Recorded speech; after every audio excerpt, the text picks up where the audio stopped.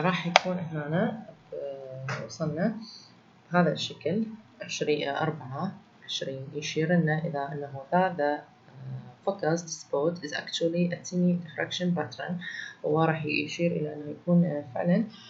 هو نمط حيود صغير with a bright disk مع قرص مضيء at the center بالمركز. the so-called هذا يسموه ray disk surrounded by dark and bright rings. راح يكون هو قرص مضيء محاط ب سنشوفه بالشكل بأهداب مضيئة أو حلقات مضيئة ومظلمة as pictured either earlier in figure مثل ما شفناها بصورة أوضح بشكل 4.13a. بالفيجر 4.23 we see collimated light indicates راح نلاحظ أنه الضوء المتجمع يسقط on incidence on a lens على عدسة الfocal length مال البعد البؤري f. the lens العدسة serves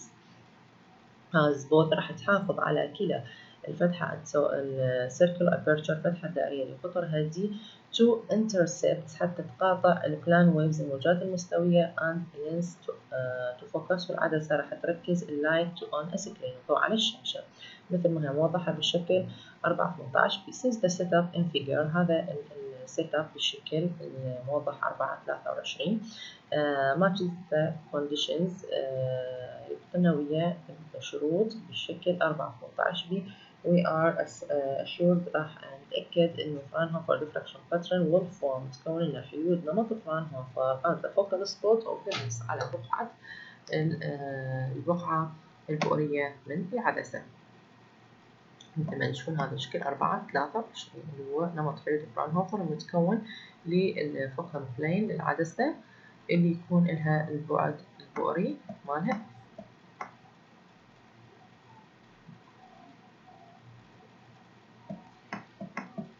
while indeed small the diffraction pattern هنا راح يكون النمط مال الحيود overall is greater than للكل راح يكون أكبر من 2R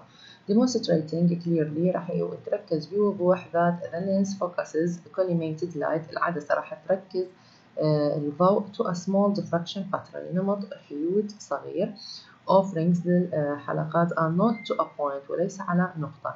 however when the lens is inched in size لما يكون العدسة البعد مالها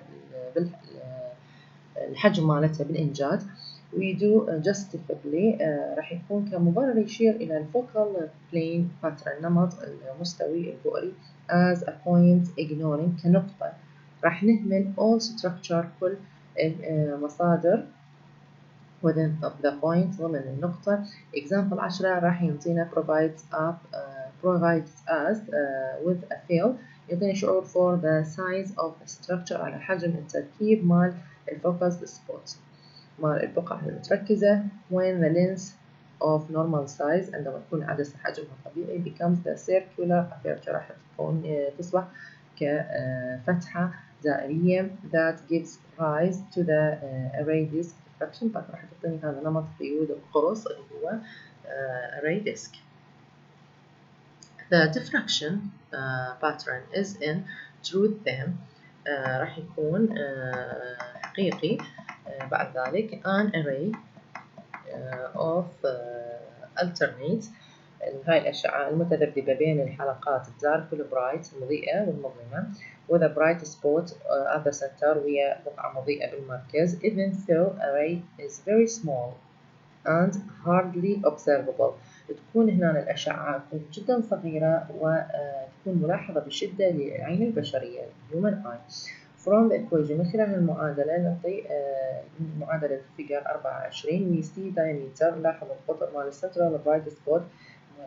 البقعة المضيئة المركزية inside the surrounding ring داخل هاي الحلقة المحاطة is itself of size 2R الحجم مالها اللي هو حجمها نفسه 2R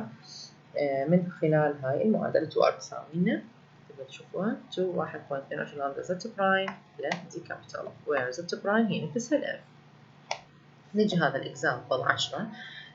determine the size أو جيب لنا الحجم مال الاري ديسك للسنتر مال الديفراكشن إلى مركز نمط الحيود pattern formed متكون by a lens such as تكون عن طريق عدسة مثل تظهر بهذا الشكل 423. if the lens إذا العدسة هي 4 سنتيمتر in diameter القطر مالتها and its focal length البعد مالها هو 15 سنتيمتر، نفرض الويف لينث هو 550 نانومتر يسقط على العدسة. نيجي الحل مالتها نستخدم هاي المعادلة 431 اللي هي زد بس ونفترض ان الزد برايم هي نفسها الاف. the diameter of the ray disk is راح تكون هذه، راح نعوض 2.44 عوضنا باللامدا اللي 550 اعطيناها بالسؤال، حولناها للمتر ضربناها في 10 أس ناقص 9 وهنا ال 0.15 هو القيمة مالت الاف البعد البؤري، ايضا هو ناطينا 15 سنتيمتر حولناها للمتر، واخيرا الدي كابيتال هي 0.4% ايضا ناطينا هنا 4 سنتيمتر حولناها للمتر. طلعت لنا ال 2R. نلاحظ thus the central bright spot هذا الاري ديسك، هاي البقعة المركزية المضيئة in the diffraction pattern نمط الحيود is only 5 تكون فقط 5 micrometers in diameter 5 مايكرومترات بالقطر. So even though even though خلال the focus تركيز السبوت is not a true point هي ليست نقطة حقيقية it's small enough هي صغيرة بما فيه الكفاية to be considerable حتى تعتبر so in the world of large lenses هي تعتبر في العالم هي من أكبر العدسات على سبيل المثال the world of geometrical optics تلفت على العالم أقصد فيها من ناحية البصريات الهندسية. The previous discussion هذا الشرح السابق والإكزامبل indicates يشير إلى أن السايز مال الفوكال سبوت حجم البقعة البؤرية structure and all التركيب كله is limited by diffraction محددة عن طريق الحيود no matter what we do. ما يعني ماكو مثل ما يقولون مسألة صعبة أو شيء نقدر نفعله. we can never make the array disk ما نقدر إحنا نكون نسوي هذا array disk smaller أصغر من هذا الشيء أصغر من than given by 2R ما نقدر نعطي أصغر من هذا القيمة. that is the limit set by diffraction هذا هو الليمت المحدد عندنا مال الحيود. so all optical systems كل الأنظمة البصرية are limited by diffraction تتحدد عن طريق الحيود in their ability وفقا لقدرتها حتى تكون لنا ال true point النقطة الصحيحة للصورة of point objects للجسم النقطي. we recognize نحن نعرف this when we speak عندما نتحدث عن diffraction limited optics عن بصريات المحددة للحيود an ideal optical system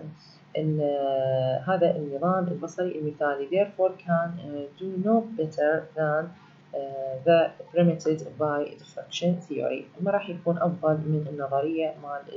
المسموح بها للحيود. in fact في الحقيقة real optical system هاي الأنظمة البصرية الحقيقية which contain تحتوي imperfections على العيوب بالoptical lenses بالعدسات البصرية والvariation is أيضا الاختلافات بالمعامل مال الانكسار بالindex مال diffraction of optical components المكونات البصرية وأيضا scattering centers المراكز مال الاستثارة and the existence الموجودة بالtemperature gradients in the interning atmosphere داخل الجو will not achieve the quality ما راح تعطيني النوعية limit المحددة permitted المسموح بها by diffraction theory عن طريق نظرية الحيود. real optical systems هاي الأنظمة البصرية الحقيقية therefore poorer تكون فقيرة أو ضعيفة than those limited by diffraction only أكثر من اللي تكون محددة عن طريق الحيود. we often refer to real systems راح نشير إلى هاي الأنظمة الحقيقية many times diffractions الحيود عدة مرات تكون بها limited متحددة and sometimes attached تكون تترابط a numerical figure بأشكال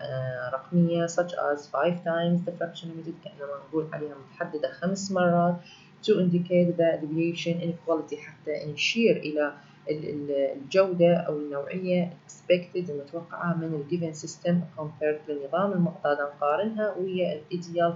diffraction limited system ويا النظام المحدد بالحدود. يعني احنا هذه اكثر قيمة قدرنا نوصلها، هي تكون هاي اصغر قيمة نقدر نحدد من خلاله وناخذ هذا النمط مال الحدود من ضمن البصريات الهندسية، وهذا النمط اللي نقارن به اللي نقول عليه 5 تايمز وفقا